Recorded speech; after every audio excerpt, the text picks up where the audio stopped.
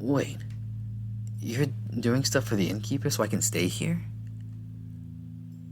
Yes. Is that a problem? Does he not realize how absurd that sounds? I'm a complete stranger to him, but he's willing to go to these lengths for me? Are you real? I'm gonna stop complaining because I get that this is just who Sam is. It's the way his backstory leads him to be just very interesting. He clearly has not read many very visual novels. Alrighty, welcome back, any and everyone. This is Linen Otter here to do another episode of The Taste of Fire.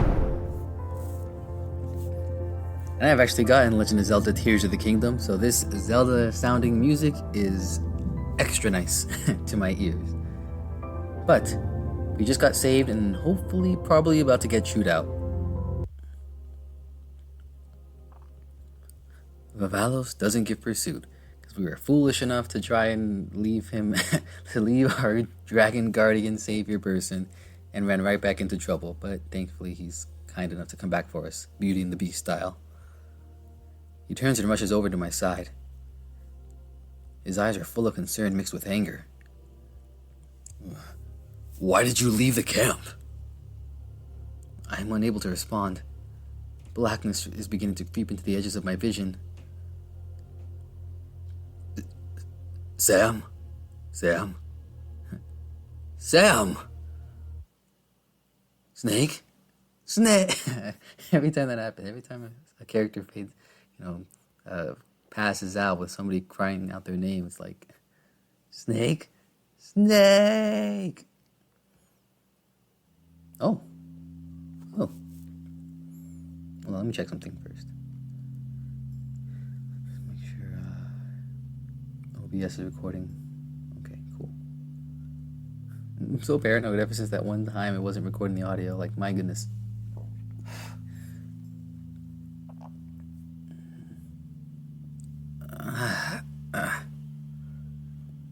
I wake up in a fair bit of pain. Before I even open my eyes, I feel a sharp stab in my side. My entire body is sore.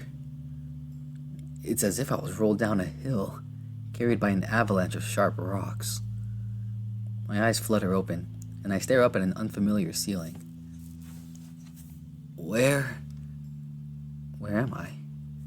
I push myself off the surprisingly comfortable bed. It's so big. For a moment, I almost expect to see a bunch of orphans sharing it with me. Oh. No. I left that life behind me. I haven't lived in the orphanage for several years now. That's right. I left. I also forgot to turn on my timer.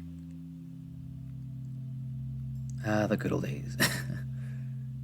It's good to be back.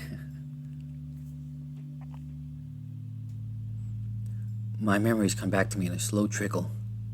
My decision to leave, despite all the advice from the others. Several days of trekking through the forest in peace and blissful solitude. Then the encounter with a bandit. I shoot up from the pillow, my heart beating frenziedly in my chest as I remember the bastard charging at me. Immediately I cringe from the pain the sudden movement brings to my body. The image of the axe that hit me with incredible force, enough to send me flying and tumbling, flashes in front of my eyes as if it was right in front of me. It's probably why I'm so beaten up right now. Did that rhino drag me here? I shake my head lightly, the motion bringing a slight bit of nausea, and give my surroundings a proper look. The place is clean and somewhat cozy. Not the kind of place I'd expect the bandit to use to hold me. The room I'm in is fairly humble and could easily belong to any number of buildings back in my village, if not for the fact that it is a little oversized. Aside from the bed, I spot a small wooden cabinet that seems to double as a table, a nightstand, and a wooden stool. There's also a closed chest next to the cabinet. The cabinet stands near the one window in the room, and the door is to my left. All of it seems fairly large. Large enough that I suspect they're meant for beastmen, not for humans like me. The panic that had just begun to subside returns in full force. I swing my legs onto the floor and stand up, powering through the nausea and dizziness. I approach the window and look outside, and immediately jump back, hitting my shin on the bed frame. Ow! Ow! I'm in trouble. The brief glimpse of the outside revealed a sizable square chock full of beastmen. Oh, normally the sight of beastmen wouldn't scare me, but so many, all in the same place, with not a single human in sight. Am I in an actual beastman village? My heart is hammering at my ribs, but I creep back to the window, leaning slightly so I'm not seen. The room I'm in might be on the second floor of the building because I'm looking down at the square. My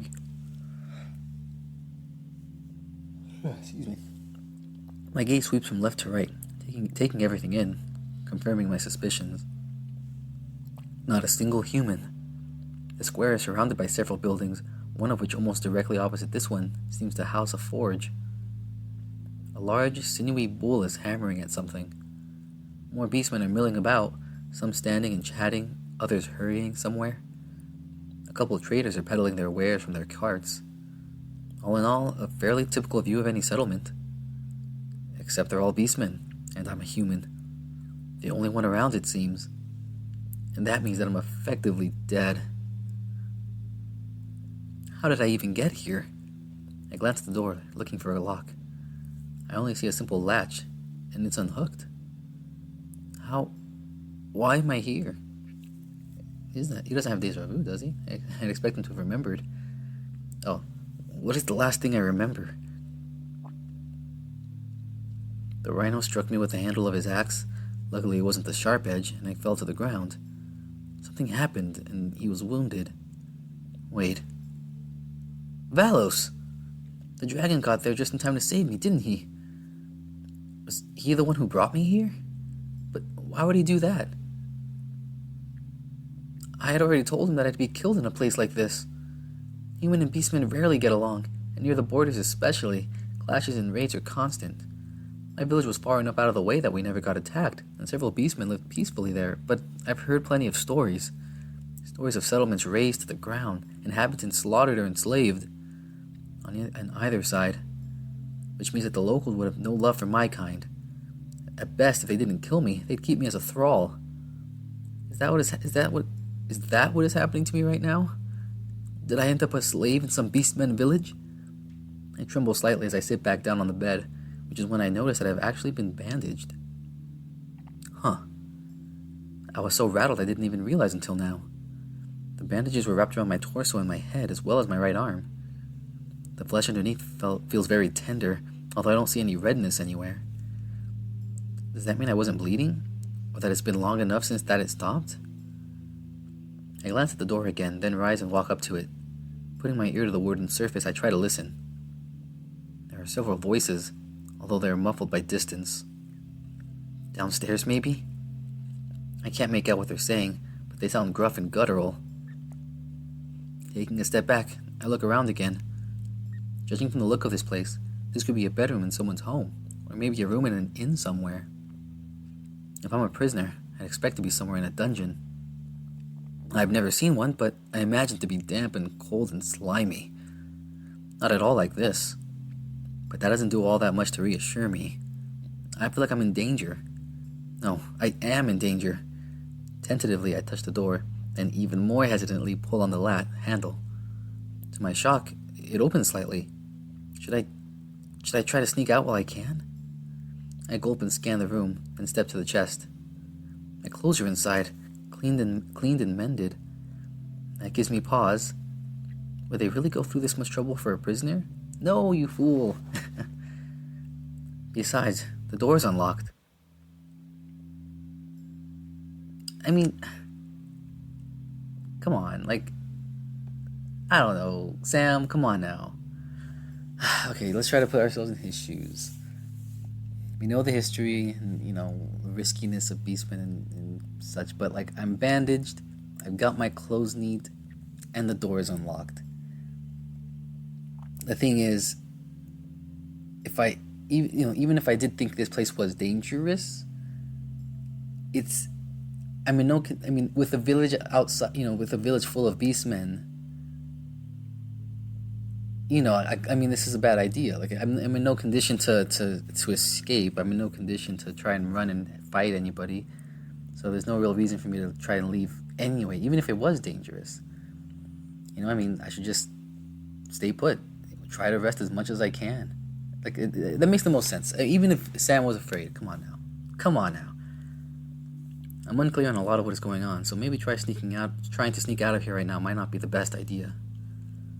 As anxious as I am to be in a village of beastmen, I've come to no harm so far. In fact, I seem to have been patched up by someone. I should at least find out who that someone was. Several minutes go by as I discreetly stare out the window, trying to see if I can spot another human. No such luck. This does little to reassure me, and I glance longingly at the unlocked door, but then shake my head. Let's not be too hasty. I lie down in the oversized bed. It's comfortable enough. I feel a pang of hunger, but decide to ignore it for now. Some more sleep might be what my battered body needs right now. I quickly doze off. Soon. When I open my eyes, I'm starting to see a large shape sitting on the only stool in the room. I immediately roll into a sitting position, panicked. Then I realize I'm staring at a concerned-looking dragon.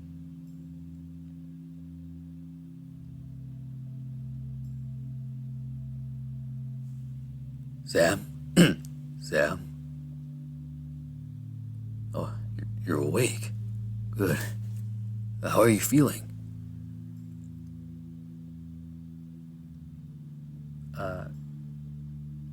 I suddenly feel self-conscious, so I slide down under the bedsheet again, feeling a little heat on my cheeks. I'm surprised at just how relieved I feel at seeing him. So, it was you after all. What do you mean? That bandit knocked me down, and I don't really remember much after that. Valos gives me a long look, then sighs. I came after you as soon as I realized you had disappeared. You weren't hard to track, but I was a bit too late. I drove the coward off, then brought you here. For a long moment, I didn't know what to say. Don't know what to say. I'm a little shocked he'd bother trying to find me at all. It's because he loves you. I mean, maybe not that, but I don't know. Maybe I'm too quick to trust people, because Sam is very slow to trust beastmen. But I know there's only one proper response to being saved. Thank you. His expression softens a little, but only a little. Why did you leave the camp? I look away. I shouldn't be feeling ashamed, but for some reason I am. I told you. I didn't know if I could trust you. Even though I had already saved you from the bandit once? I sigh and nod. It's not something I can really explain to him. The dragon stares at me for a long moment. And you're going to do that again? Another nod.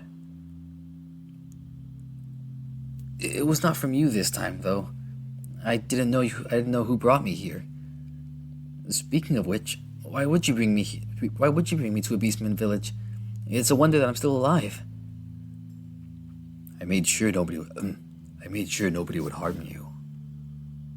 But why here? Val looks slightly embarrassed now. He has the same flustered expression I found a little cute back in the forest.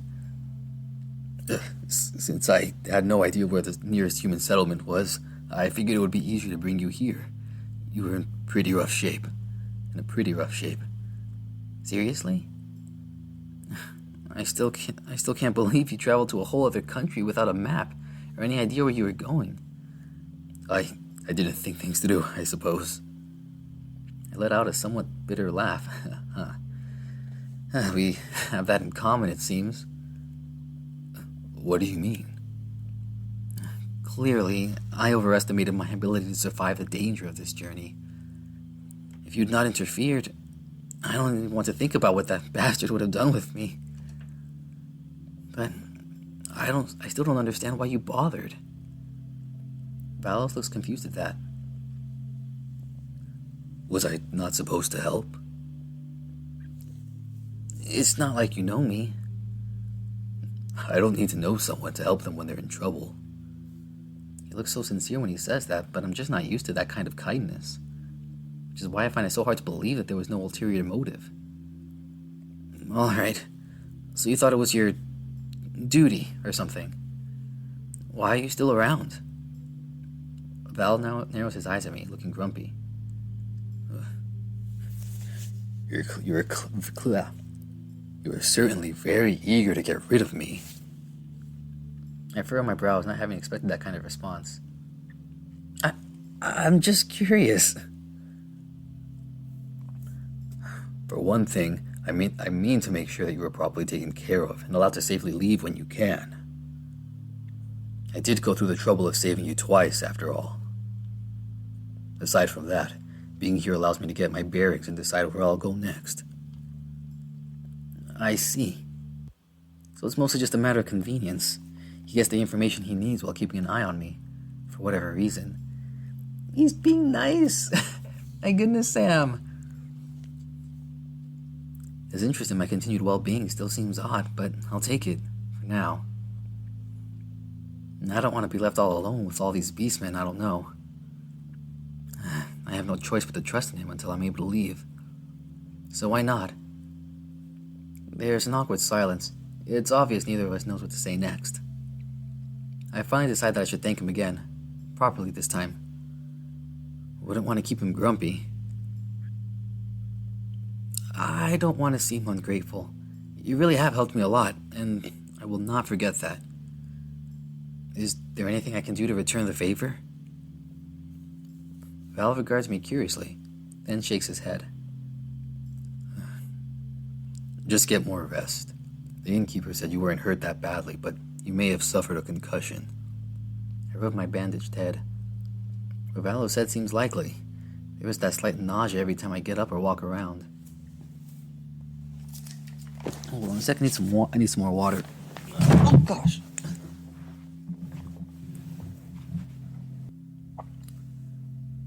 What Valos said seems likely. There is that slight nausea every time I get up or walk around. Wait, innkeeper? Someone else examined me? Yes. I'm suddenly very uncomfortable again. It makes sense, but it was one thing to know that Valos brought me here, undressed me, and patched me up. I at least trust him enough for that. He treated me more than respectfully enough back in the forest. To think that some other beastman was near me? While I was unconscious, however. The rhino flashes in my mind again. The way he sneered at me, what he intended to do with me. Are you alright, Sam? Yes. He gives me a dubious look. How about you lie down properly? I do as he suggests. So, this is an inn? Yes, although... An all too familiar embarrassed expression comes over his face.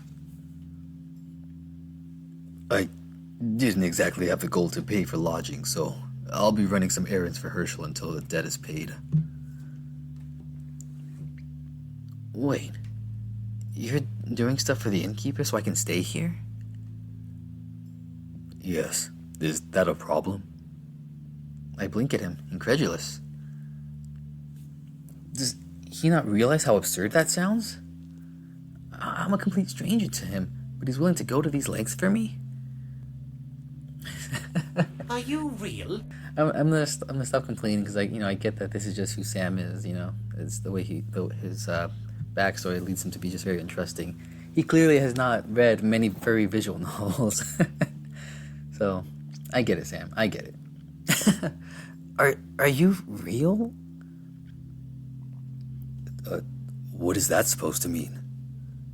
Just that you really are going out of your way to help me out. I thought we had already established that I think assisting you is the right thing to do. Not when it requires this much effort. What a strange dragon. He looks genuinely confused at my questioning, though, so I decide to not press the issue further. What kind of errands? Small things. Nothing worth mentioning. I will be doing it until you have recovered enough. But it means that I might be away for short stretches of time, so Herschel will take care of you in the meantime. He seemed pretty eager to speak with you. What? Why? I don't know. You really are nervous around beastmen, aren't you? Did I not tell you? Most of them do not get along with humans. Maybe that's not the same in the Great Dragon Empire, but that is the reality. That's the reality in the South. Some racist beastmen here. Down south. Come to think of it, I don't even know if there are humans in the Great Dragon Empire. My knowledge of the outside world is quite limited. That's one of the reasons I decided to leave in the first place, after all. There's no cause for concern. He seems friendly. Seems. Besides, I get the impression that the locals are a little afraid of me. I don't think they would harm you as long as I'm here. I wouldn't let them. But you just said you'll be going away. Not far, and not for long. I mean to keep you safe, Sam. Looking at Valos, it's easy to imagine why the beastman would be cautious around him. He's strong, he's fast, he can breathe fire, and I'm certain he knows how to handle those weapons of his. Still, I'm not all ear to speak with this Herschel. Alright, I trust you. But can I not just stay here, out of sight while you're gone? The dragon chuckles. Don't you think that would be rude? Herschel took good care of you while you were unconscious. Besides, wouldn't you want to be fed? His amusement fades a little at my continued reluctance, and when he speaks, it comes out almost at a growl. I will not let any harm come to you. Just speak with him and see that he's friendly. Fine. Val looks pleased at that.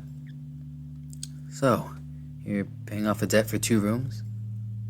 The dragon shakes his head. Where are you sleeping then?